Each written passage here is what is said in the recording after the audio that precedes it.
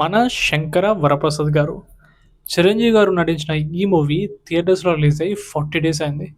Just ఇంకో 10 days అయితే అఫీషియల్గా గ్రాండ్గా 50 డేస్ సెలబ్రేషన్ కూడా మనం చూడవచ్చు. ఎలాగో ఈ మూవీ ఇంకా థియేటర్స్లో ఆడుతూనే ఉంది కాబట్టి ఈజీగా 50 డేస్ కంప్లీట్ చేసుకుంటుంది అనుకుంటున్నా.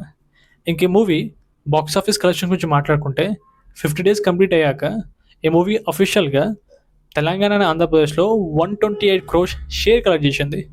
ఈ లెక్క ప్రకారం చూసుకుంటే ఈ మూవీ అఫీషియల్గా దేవర మూవీ కలెక్షన్స్ క్రాస్ చేసినట్టు. జూనియర్ ఎన్టీఆర్ గారు నటించిన దేవర మూవీ క్లోజింగ్ షేర్ 126 క్రోర్స్. అయితే ఇప్పుడు మన శంకర్ వరప్రసాద్ 128 క్రోర్స్ షేర్ కలెక్ట్ చేసింది కాబట్టి దేవర మూవీ కలెక్షన్స్ని క్రాస్ చేసింది. కోర్స్ ఐ నో మన దగ్గర కలెక్షన్స్ అన్ని వెబ్సైట్స్లో సేమ్ ఉండవు, కొన్ని వెబ్సైట్స్లో డిఫరెంట్గా ఉంటాయి. అండ్ నేను వేరే వెబ్సైట్లో చూసిన అగైన్ కోర్స్ కలెక్షన్స్ డిఫరెంట్గా ఉన్నాయి. కొన్ని వెబ్సైట్లో దేవర మూవీ కలెక్షన్స్ని 126 క్రోర్స్ షేర్ అంటున్నారు, మరికొన్ని వెబ్సైట్లో 133 క్రోర్స్ షేర్ అంటున్నారు. ఒకవేళ 126 క్రోర్స్ షేరే నిజమై ఉంటే మన శంకర్ వరప్రసాద్ గారు అఫీషియల్గా దేవర మూవీ కలెక్షన్స్ని క్రాస్ చేసినట్టు. బట్ ఒకవేళ 133 క్రోర్స్ అది నిజమై ఉంటే జస్ట్ మిస్ అయినట్టు. స్టిల్ ఇది ఫ్యామిలీ మూవీ కదా, ఒక ఫ్యామిలీ మూవీ ఈ రేంజ్లో కలెక్షన్స్ రావడం నిజంగా గ్రేట్.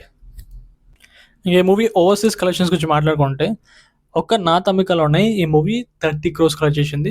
డెఫినెట్లీ చిరంజీవి గారికి ఇది బిగ్గెస్ట్ హిట్. అలాగే మొత్తం ఓవర్సీస్లో అన్ని కలుపుకుంటే 41 క్రోర్స్ కలెక్ట్ చేసింది సింగిల్ లాంగ్వేజ్లో.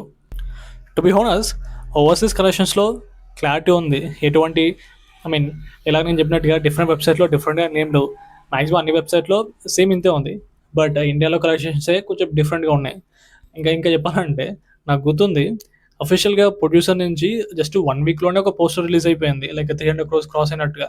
బట్ ఈ మధ్య కాలంలో అన్ని వెబ్సైట్లు ఇప్పుడు యాక్సెప్ట్ చేస్తున్నాయి ఈ మూవీ 300 క్రోర్స్ క్రాస్ కలెక్ట్ చేసిందని. ఇంతకుముందు యాక్సెప్ట్ చేయలేదు, ఇంతకుముందు అదేంటో కలెక్షన్ తక్కువే చూపించినాయి. బట్ ఈ మధ్య అయితే అఫీషియల్గా అన్ని వెబ్సైట్లో చూస్తున్నా 300 క్రోర్స్ కలెక్ట్ చేసినట్టు.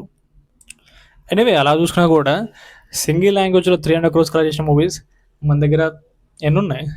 మ్యాక్సిమం లేవు.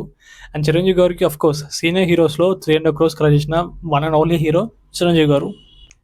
అలాగే మూవీ జస్ట్ బాక్స్ ఆఫీస్ దగ్గర ఆగిపోలే, ఓటీటీల దగ్గర కూడా రికార్డ్ మీద రికార్డ్ క్రియేట్ చేస్తుంది.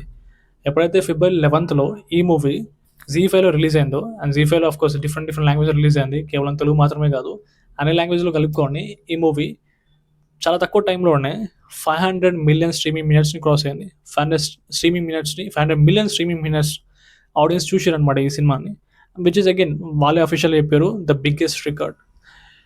ప్లాట్ఫామ్ హిస్టరీలో ఎవరు కూడా ఒక సినిమాని అంత ఎక్కువసేపు చూడలేదు. అండ్ అక్కడితో ఆగిపోలే, ఈ మూవీ ఇంకా జీ5లో ట్రెండ్ అవుతూనే ఉంది. నాట్ టు ఫర్గెట్ ఈ మూవీ ఫిబ్రవరి 28న జీ తెలుగులో టీవీలో రిలీజ్ అవుతుంది. చూడాలి మరి టీవీలో ఏ రకంగా ఎంత పెద్ద రికార్డ్ క్రియేట్ చేస్తుందో టీఆర్పీ పాయింట్ ఆఫ్ వ్యూలో. That's it guys, see you again.